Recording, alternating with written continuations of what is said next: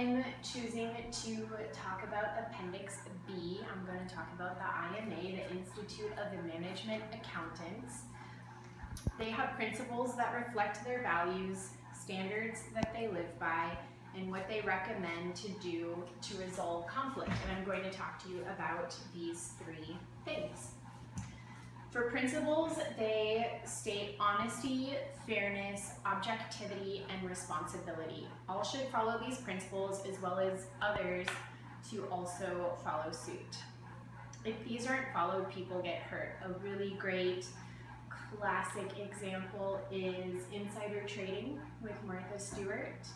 The CEO of the pharmaceutical company that she invested in told her and a few close friends that the drug didn't pass FDA, and so they pulled their money out and sold their shares, thus hurting a lot of investors. So principles are really important to follow.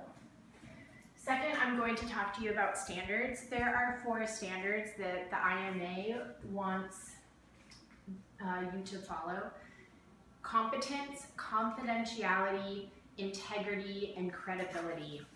Competence, 1, is to maintain a current level of knowledge and skill. 2, perform their jobs while adhering to laws, regulations, and technical standards. 3, provide accurate, clear, concise, and timely information. And lastly, 4, recognize limitations that would prevent them from responsibly performing their jobs. Second is confidentiality. 1, keep information private unless legally authorized or required. 2, inform all those who need to know how to appropriately use confidential information. And 3, refrain from using information for illegal purposes. Integrity. Members of the IMA are asked to avoid conflict of interest through clear communication, to avoid participating in any activity that would compromise their ethics, and 3, they cannot participate in activities that would reflect badly on the organization.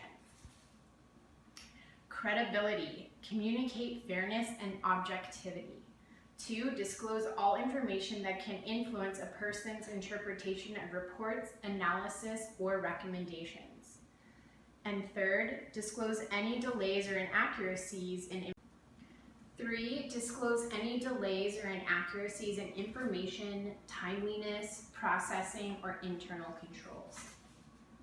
So lastly, let's talk about what happens when ethical issues come up.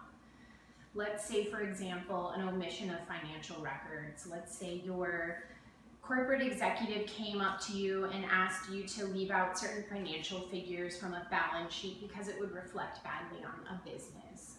What do? Well, the IMA recommends 3 different courses of action that you can take to resolve ethical conflict. The first one is discuss the issue with an immediate supervisor. If this supervisor you feel is involved, then you can go above the supervisor. 2, have a confidential discussion with the IMA ethics counselor regarding clarification of ethical issues and what steps should be taken. And lastly, they recommend that you can consult with your own attorney to see what your legal obligations and rights are concerning this ethical issue.